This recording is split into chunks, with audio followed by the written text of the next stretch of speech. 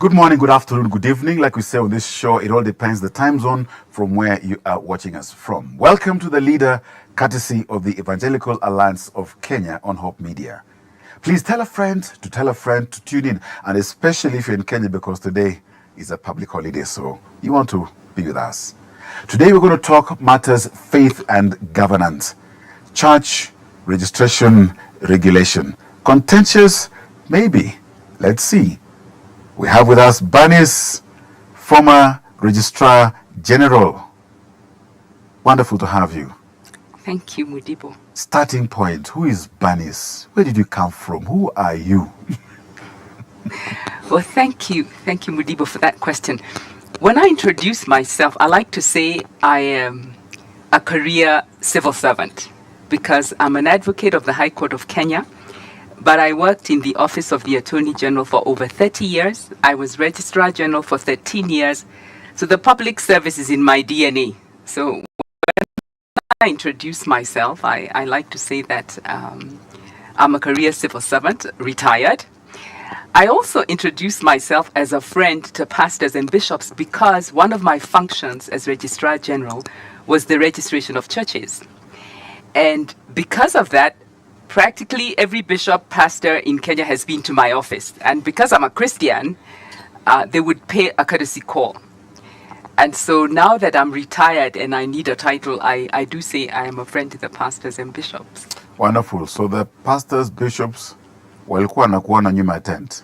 No, they came openly to my office and they would say, "Good morning, madam. We have come to say jambo and to pray for your office, your very sensitive office." And many times they prayed for me. And then if they had an issue, they mentioned it, and I would call one of my officers and, direct them where they could be assisted. Yes. Okay, so very briefly, that is you at the career space. And I'm glad you said you were Registrar General for 13 years. Yes. So if the bank demystified 13 being unlucky, because we're lucky to have you. Now let's get to Bernice's family, just to help understand, because you didn't just appear. All right.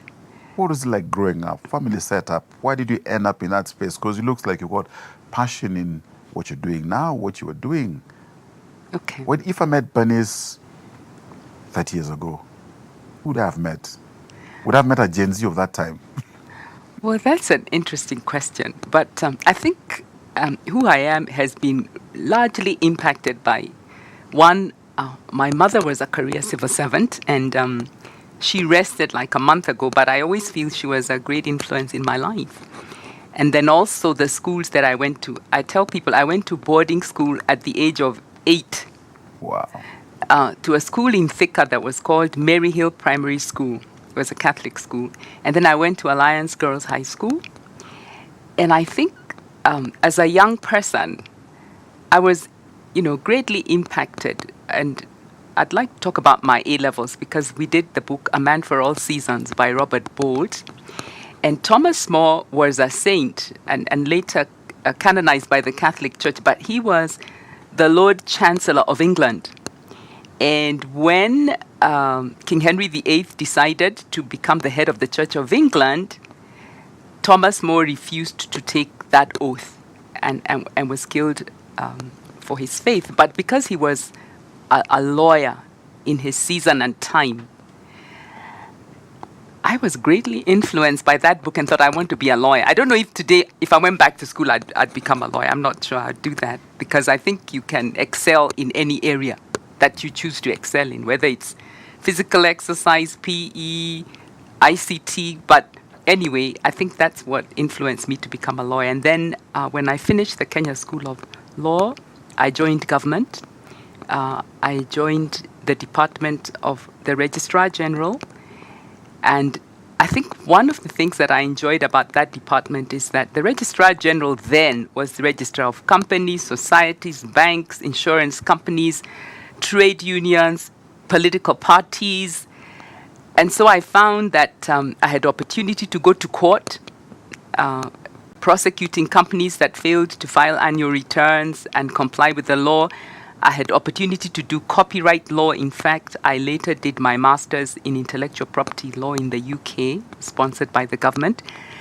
And so it was a very interesting department because I like variety and, just opportunity to practice law in a, not in a very defined space, in varied space. And so that influenced who I became. And people said, why are you still in government? But I found that I was working in companies, I was working in copyright law, I was working in trade unions. I mean, it was a variety, and I enjoy that.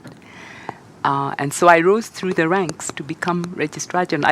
I didn't know anyone. I just rose through the ranks, appeared before the Public Service Commission, and after that many years of service, I was appointed Registrar General.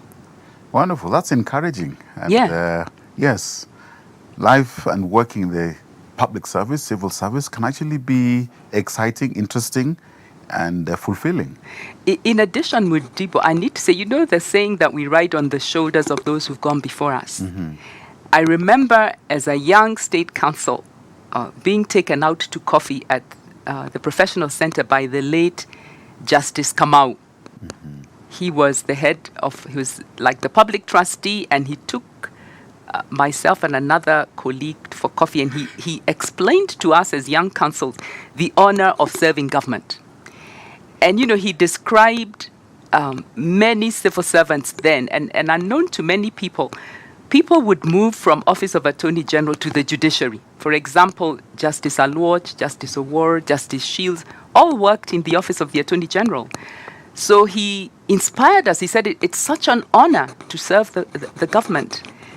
And I must say that the heads of department that were there then, Mr. Joseph Kingarui, who was the first African Registrar General, Akicho Kola, all those heads of department, they were a great inspiration to me. And I felt it was an honor to serve the government. I'm confident that the others who look up to you and say, we're inspired by what Bernice has been. I hope so. I'm sure. I hope so. All right. I hope so. Now let's come to where the rubber meets the road in matters faith. What does the faith tell us, both in letter and spirit, in terms of freedom of worship, to the extent that you can keep it common speak? All right. Article 32 of our Constitution guarantees the freedom of worship, freedom to exercise your faith, freedom of conscience.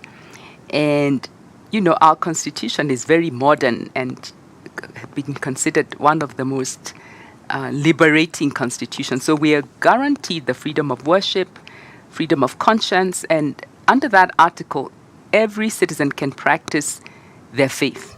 They have that liberty to practice their faith, and it is guaranteed in our Constitution. It's a fundamental right. That's what I would say as of now. And then that means even those who have no faith, that's their choice. Well, if your God is a pet, an animal, the Constitution guarantees you the right to worship that. You have absolute freedom. Whoever you deem to be your spiritual authority, your conscience, the liberty is guaranteed. Today's topic is all about faith and governance, registration, regulation. One of the pain points, can I suggest to us, is matters accountability and transparency in church operations. And here, for example, if an issue is that governments and society increasingly are demanding more transparency in religious institutions regarding finances, regarding membership, and even leadership structures. And truth be told, we do find once in a while, and unfortunately sometimes one could suggest it could be increasing depending on how one sees it, scandals involving financial misconduct or abuse of influence that have eroded public trust when it comes to faith. We're in a church platform, Hope Media. So to that extent, do you think that is something that we should be worried about? Is that an issue at all? Well, Mudibo, thanks for that question. Let me go back and say that as Registrar General, and I really want to make it clear that this issue is not just for churches. Mm-hmm. nobody's cracking down on the churches. And in my experience as Registrar General, I was Registrar of political parties. And I remember the chaos there was, including my staff smuggling me out from the back door. Because the politicians have showed up at the gate in Sharia House. Some have jumped over the gate and they have demanded to meet the registrar. And I remember in those days, one Mudibo would be a member of KANU, Fodasili, KANU A. And, some of them would come to register their parties. And you would say to them, we already have Ford. Could you choose another name? Any name. And they refused, No. That's how we had the Fodasilis. And then we say, KANU is, no, I must have. So we had KANU A, KANU B. And, there was real physical confrontation in my office and we had to have security. And then during the time when Martha Karua was Minister for Justice, we came up with the Political Parties Act. You don't hear of those fights anymore. Mm-hmm. And regulation was introduced. I was Registrar of Trade Unions. Registrar General was Registrar of Trade Unions. And again, the same kind of chaos. Under the new labor laws, we have streamlined that. I was Registrar of sports associations under the Societies Act. And, Gor Mahia, AFC, they would show up there during elections. Again, bouncers. Mm-hmm. But once we came up with the Sports Act, you don't hear of those squabbles. So I need to say that the Societies Act under which churches are registered, I call it a toothless bulldog. Mm-hmm. It's just a very vague, it does not create any offenses. And so I wouldn't blame the churches. That is the current law that regulates churches. And you find that the Registrar General or the Registrar of Churches under the Societies, as you've remembered, as I've stated, all these amorphous bodies were all under the Societies Act. Political parties, welfare clubs, neighbors associations and welfares. Mm-hmm. And so there's a sense in which only churches are now left under the Societies Act, maybe the welfare groups. The others have been regulated, one by laws that have regulated, and the political parties for me is the perfect example.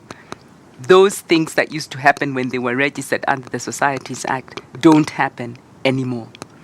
So I think that sooner than later, either the churches themselves would demand that they don't want to be under the Societies Act, they would like to be under a law that regulates them and understands, a law that deals with them as churches, as religious organizations, as opposed to just being a society.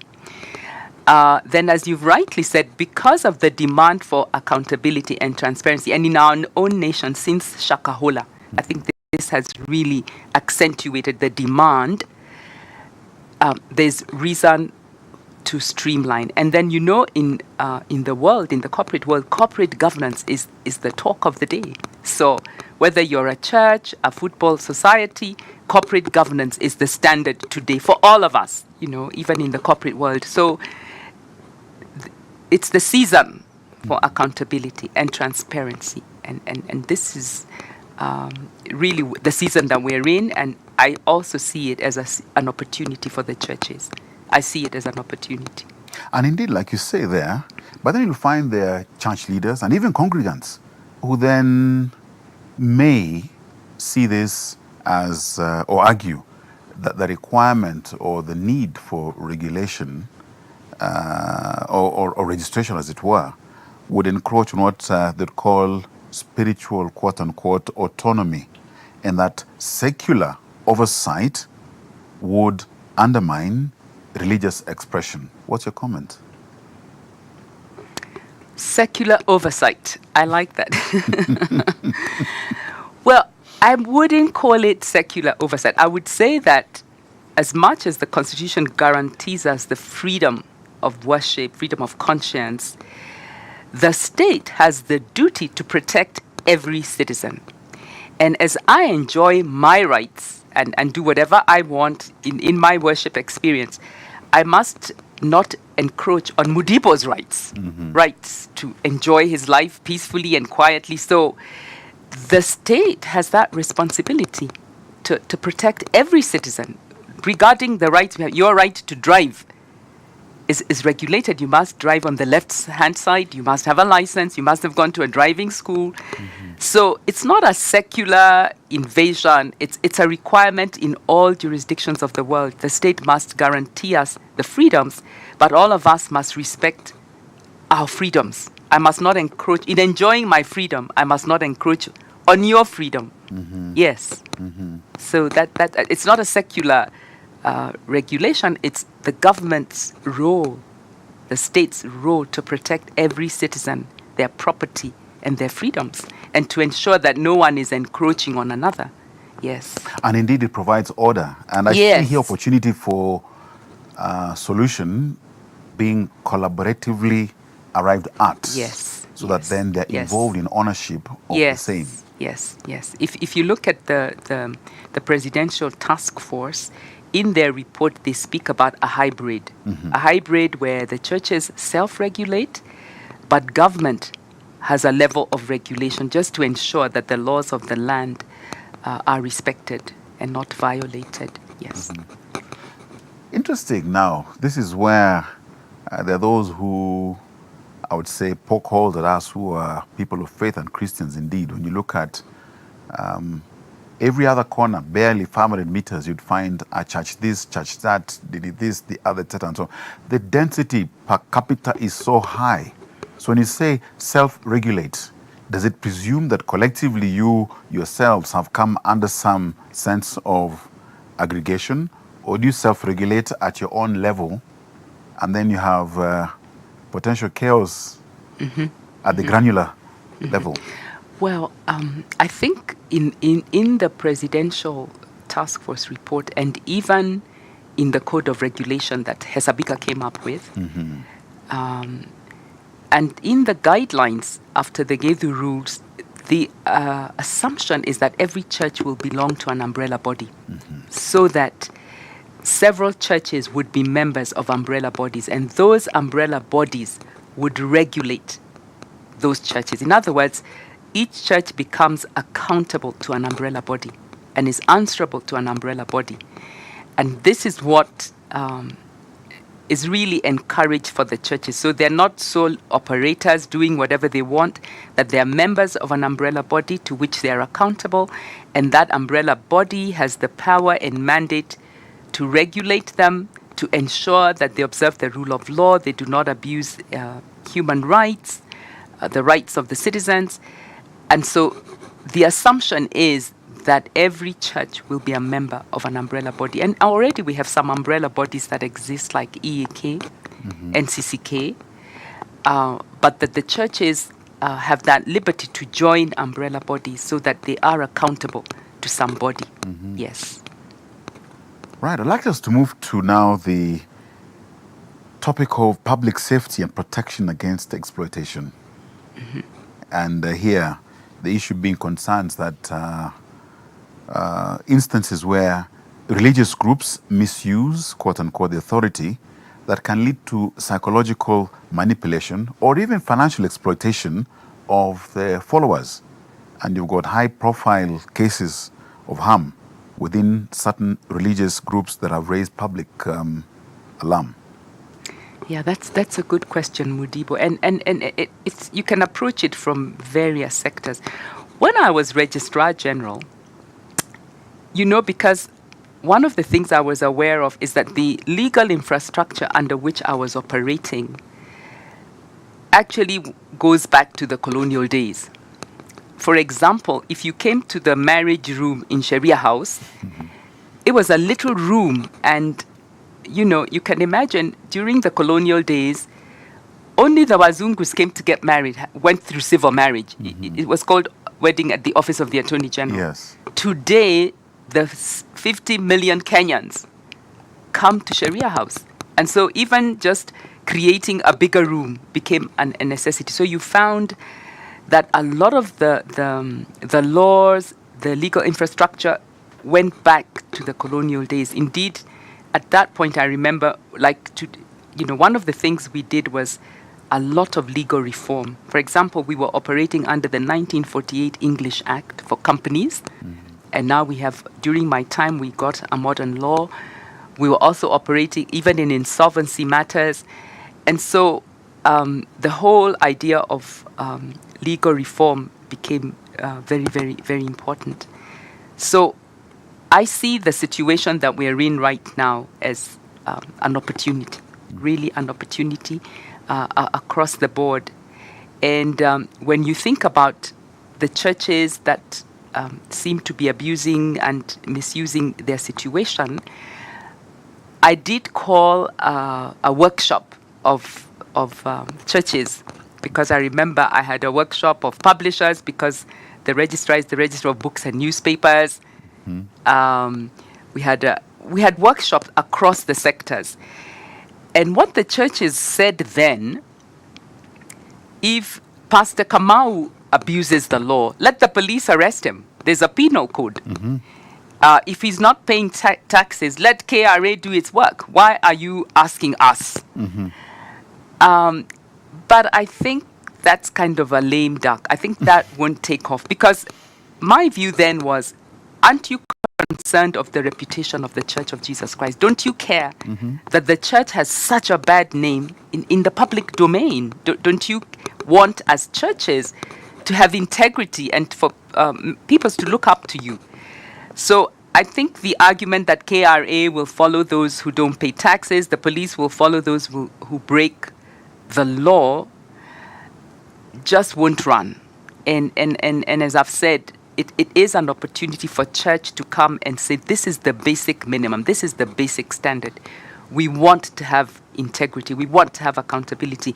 And the Hesabika Code, the Code of Conduct for Churches, really that's what it was about, because there was this corporate governance conference that was held in Safari Park some years ago. And the guru of corporate governance, King, was one of the speakers. It was organized by the Institute of Certified Public Secretaries. And during that conference, the churches were invited. And one of the judges who spoke said the biggest threat to corporate governance in Kenya is the churches. And of course, the poor pastors, they were shocked. So after the conference, they went to Hesabika and said, please help us. We don't want to be those who are not observing corporate governance. Would you help us, guide us? And that is how Hesabika came up with a committee that then, it had lawyers, it had pastors, it had accountants, came up with this code of conduct for churches. And it's a good code because it talks about transparency. It talks about the funds of the church.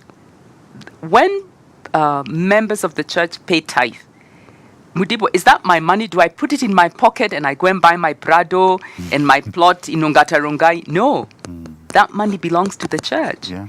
And so this code helps in accountability, transparency, and in helping the church just be accountable. It talks about having alternative dispute resolution. Does the church have a body where members can bring complaint, even against a pastor, even against another member?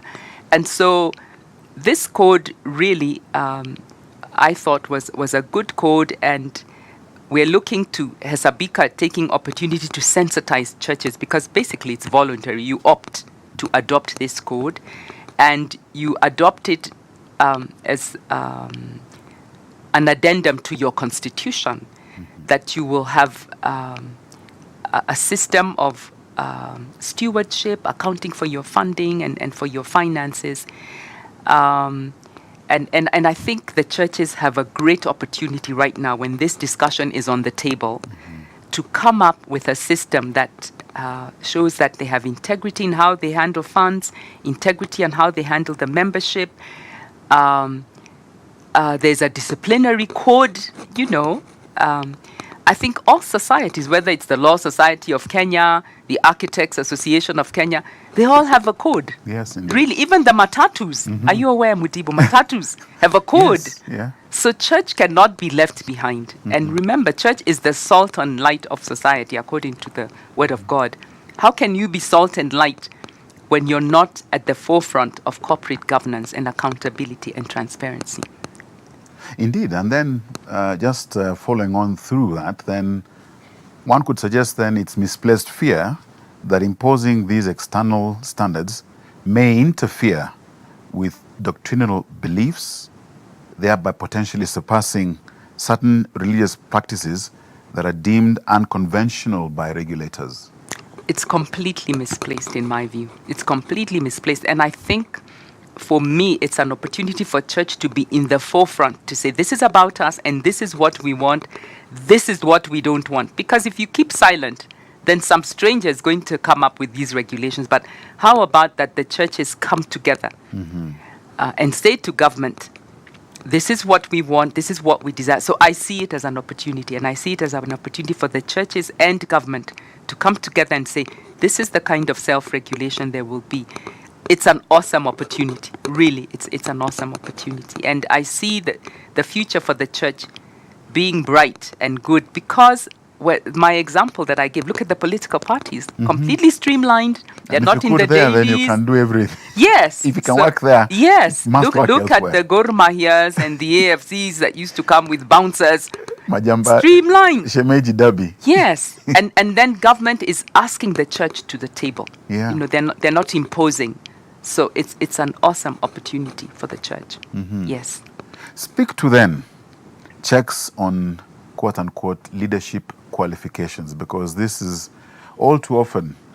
Bernice, suddenly you become Apostle Bernice, Dr. Bernice, and I wonder, okay, this doctorate, is it spiritual? Is it you woke up, suddenly tomorrow you have it? Or is it the doctor that others have and the understanding of the same?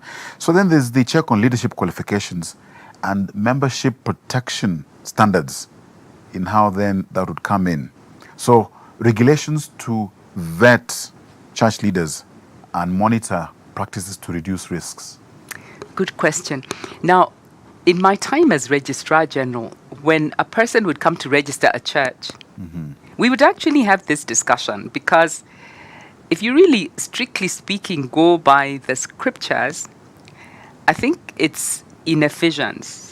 I hope I've got it, the scripture, where it says, when he ascended, he gave gifts to men, some to be prophets, some to be apostles, some to be teachers, some to be pastors. So, basically, from a Christian perspective, this is a calling. So, when this person comes to my office, I want to register a church, how do you know are you a pastor? So they say, well, it's a calling, okay? And so when you say, so have you been to Bible school? It's a calling. So my simple answer to this, yes, it's a calling, but how do I confirm that calling? If I feel that my call is to be in media, like Mudibo, but don't I do something to then polish that skill?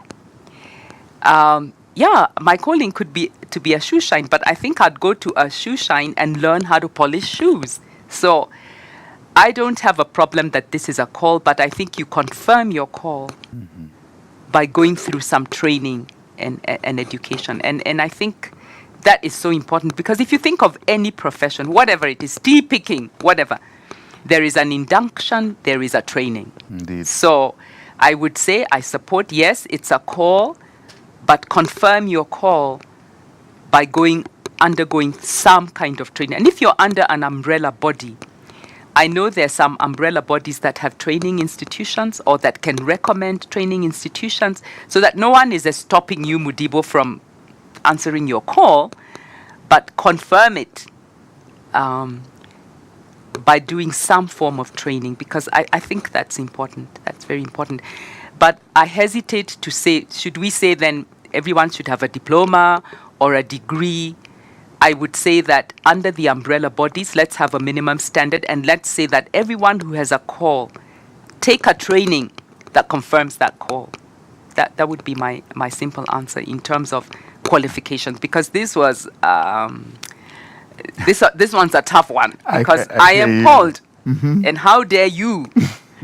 So yes, but confirm your call by undergoing some kind of training. And I'm assuming that under the umbrella bodies, then the umbrella bodies would have the basic minimums.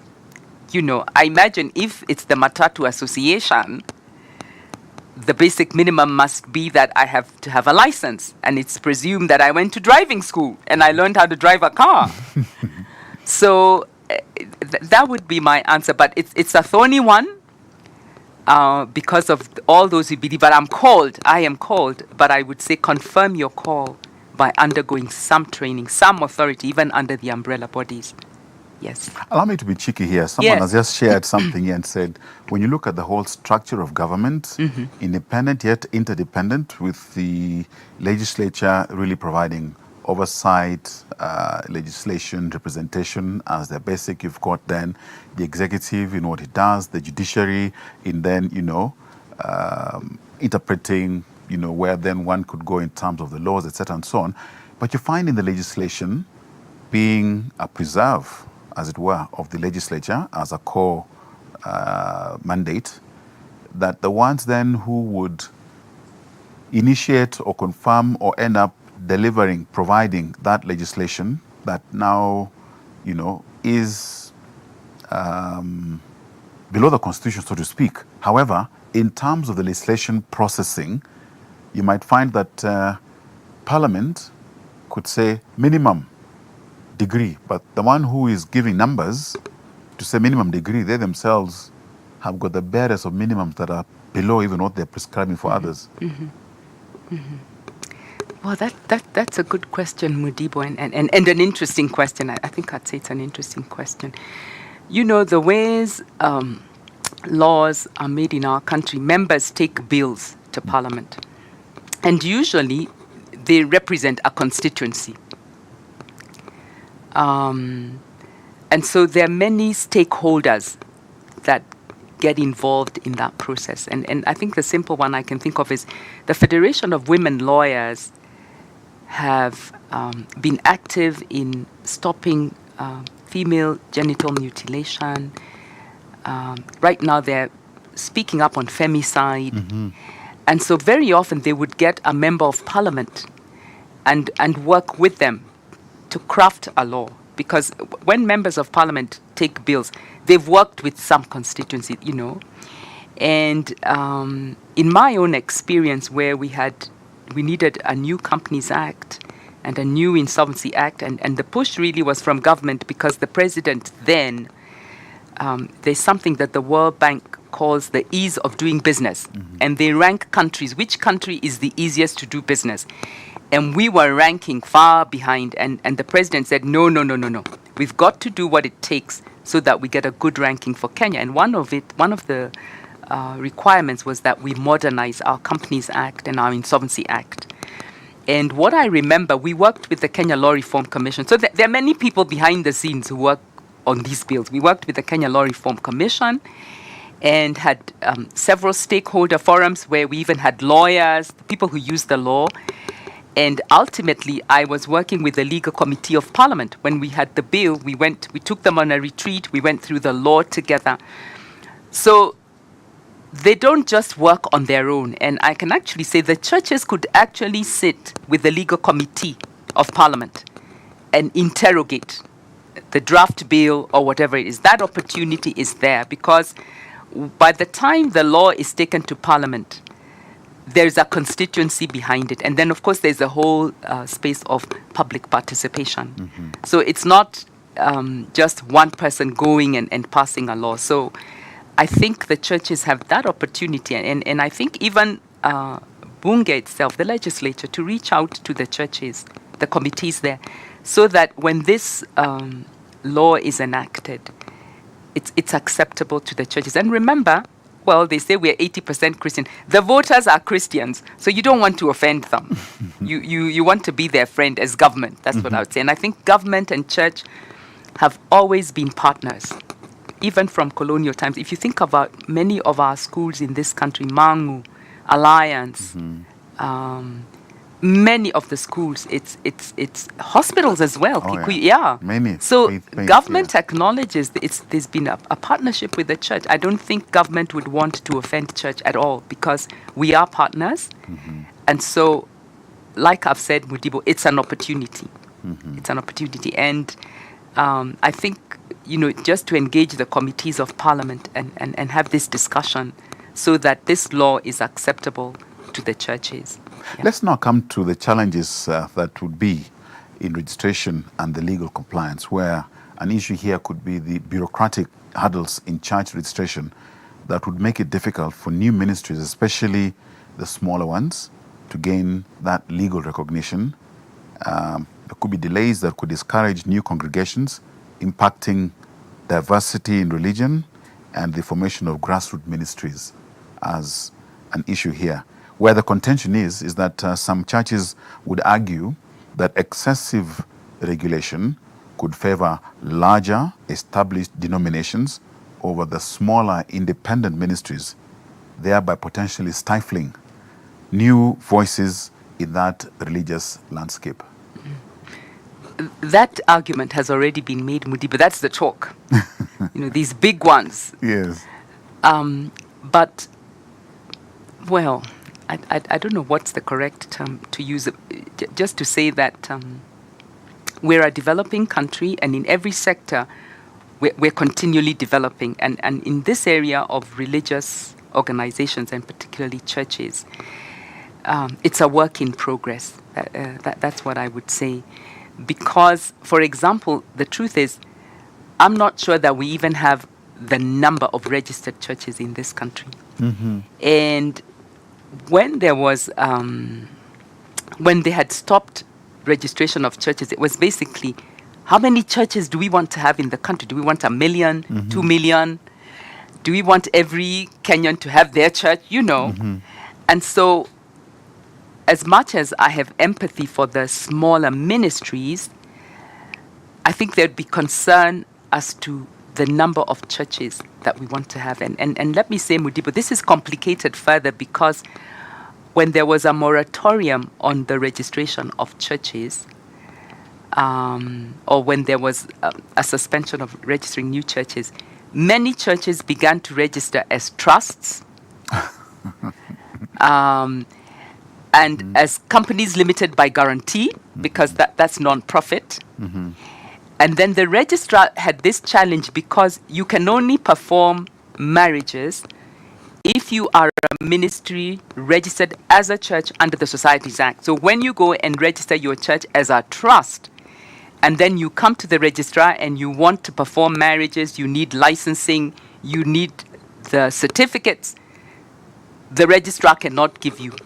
And so even to look again and say how many churches during the suspension of churches, when we were not registering churches, how many registered as trusts? How many registered as companies limited by guarantee? How do we distinguish between ministries and churches? Mm-hmm. That whole area is confused. I'm registering my church. I'm going to have a home for the elderly, a home for orphans. It's all mixed up there. And I'm even doing profit-making things like we're weaving baskets. So should I be registered as a company? And so this whole area needs to be clarified because, as I've said, I know churches that went and registered as trusts. They called themselves ministries, but they were running churches.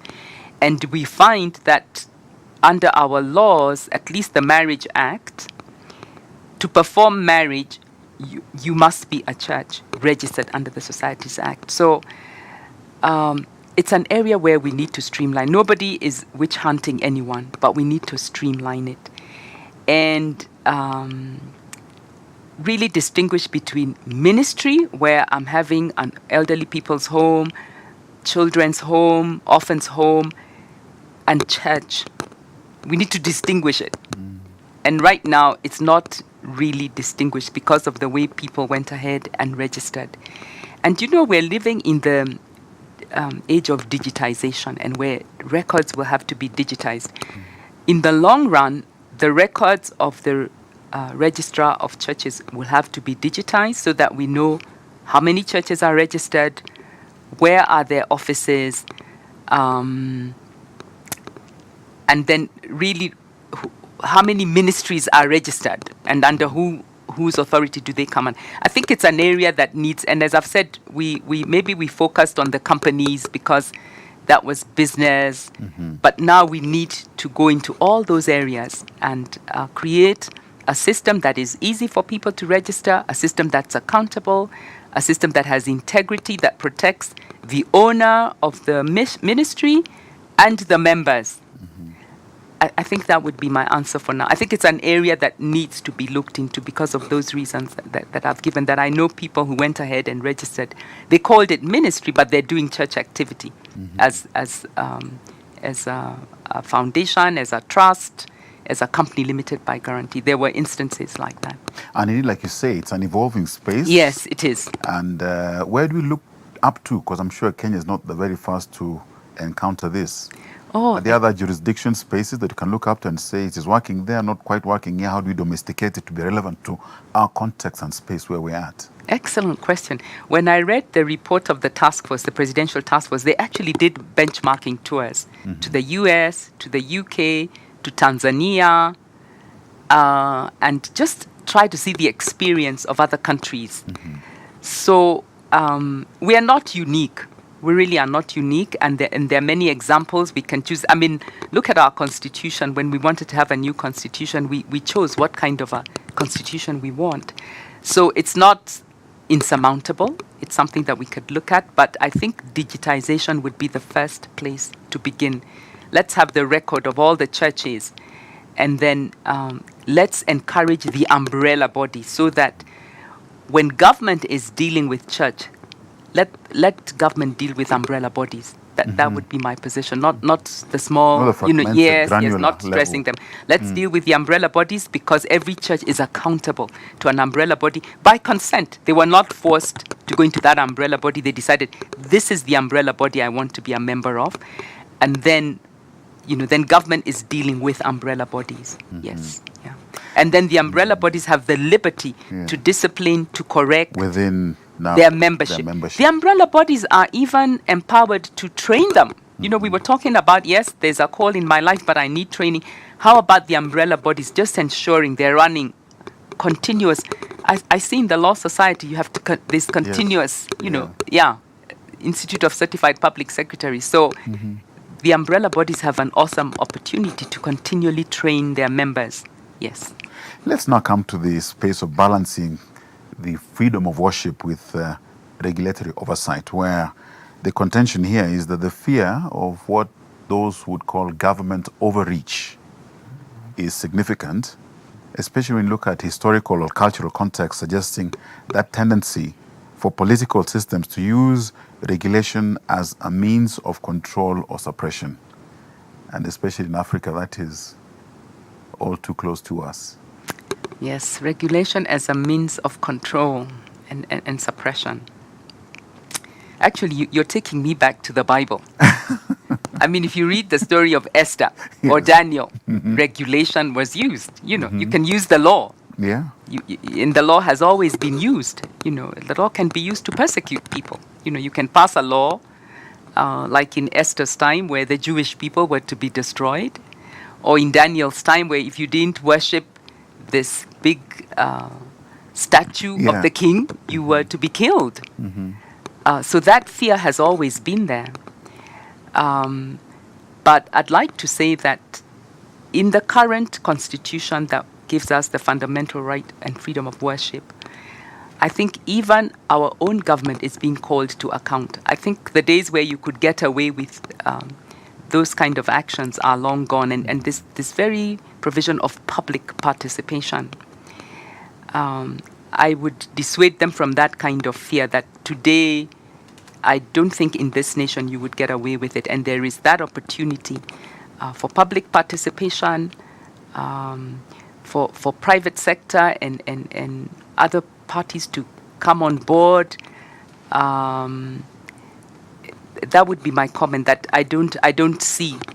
I would dissuade them from having that kind of fear. Because, and I think that every member of parliament, if parliament is the one that's making legislation, goes to some church, is a member of some church, is under authority of some bishop or some pastor. So they would be hesitant to deny citizens the freedom of worship. And so, again, I see our situation as an opportunity, not a threat. Our current situation is an opportunity, not a threat. Indeed, from what I'm hearing from you, then the solution here is what I'd call a rights-based approach that is rooted in the constitutional principles that will guide then the regulatory frameworks where stakeholders, including government, religious representatives, and basically everyone, Civil society, yes. all the different Yes. players and stakeholders in this space, to openly engage, dialogue in terms of that interaction, to mutually then craft what I'd call respectful regulation, so that they all have a sense of ownership and compliance and they abide by the same. I completely agree, Mudibo. I think what is missing is that sensitization. And with a law that would deal with churches, it's so important to go to the grassroots. Do you know, when you go to the village, you find that the life of the people in the village revolves around the church. Indeed. When there's a wedding, they spend the whole day at the wedding, So the bishop and the pastor is a very central part of the village. So the people that really need sensitization are people in the rural areas, and the role that church plays in just the welfare of that village, And it's not just in our country. I noted even in the United Kingdom, the pastors was where the birth certificates were kept, the marriage certificates.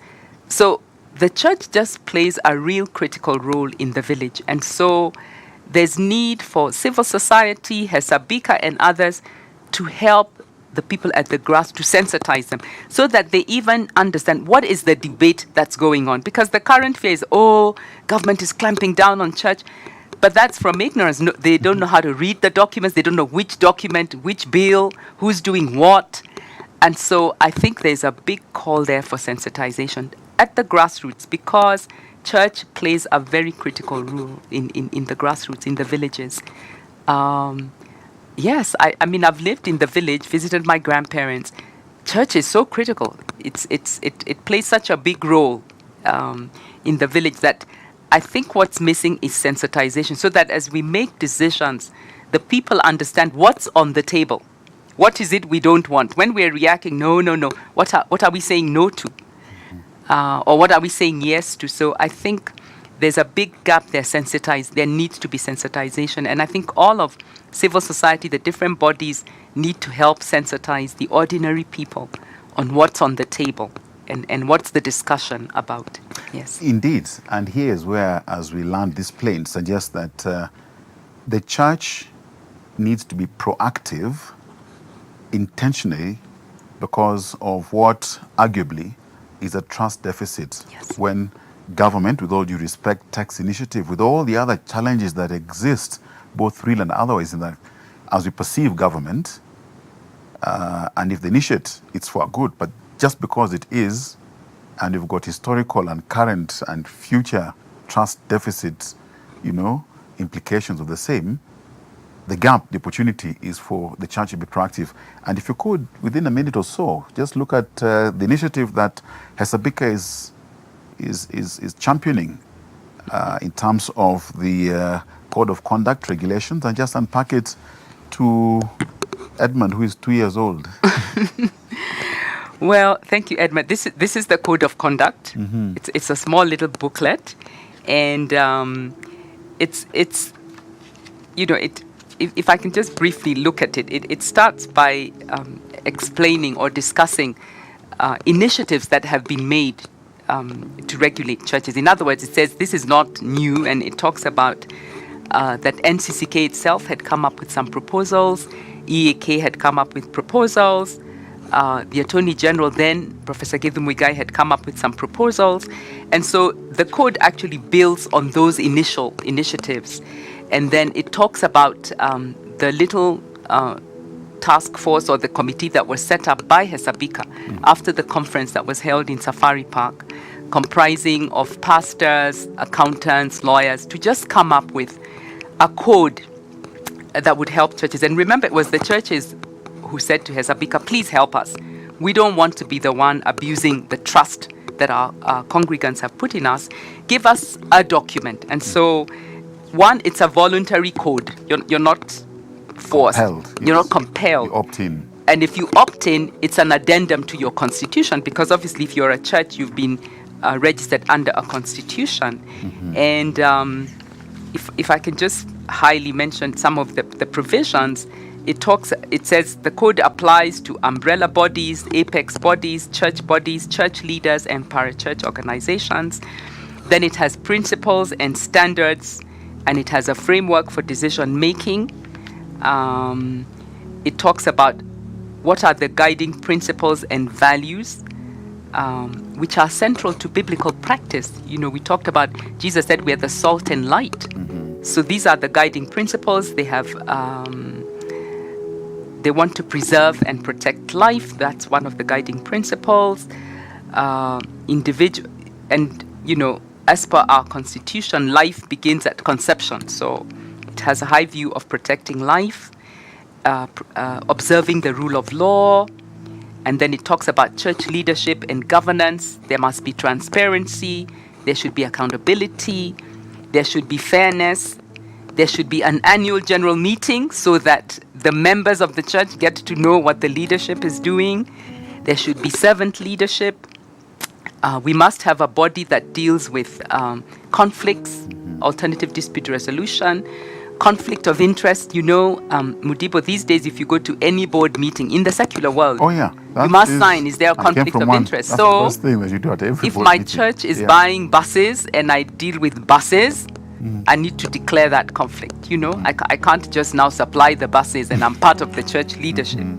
It talked about stewardship in terms of finances and assets. The church shall have honesty, integrity in handling. There should be an asset register. So when we buy the Prado and the bus and the minibus with church money, it belongs to the church. It doesn't belong to the pastor. It talks about accurate financial statements and having audited accounts. And then it talks about how umbrella bodies can be set up and admit members. It talks about impartiality and independence. And then it talks about, it even has a provision for against sexual harassment. It prohibits sexual harassment, both sexes, use of social media, and talks about capacity building, especially encouraging umbrella bodies to build capacity. And then, the option to adopt the code in its entirety or in part. And if you adopt the code, then you have to adopt the parts that deal with integrity, accountability. But the option is where the areas of dispute resolution, if you do not adopt those sections, then you need to come up with your own, still have a system of conflict resolution. And it talks about disciplinary action, which includes reprimand, restitution, suspension and removal from church leadership, expulsion from fellowship of church. I think this is a very important provision because when you read in the newspapers about rogue churches, is there a body that goes back and says, Mudibo, you're the pastor of this church, but we hear, you're selling healing oil and and then an opportunity to reprimand. Yes, reprimand. To restitute, you can correct a leader and have restitution. So I think in brief, that's what the code is about. And it's voluntary. And churches that want to adopt it voluntarily opt to adopt it by signing onto it. And it really is encouraging the existence of umbrella bodies so that churches are accountable to an umbrella body.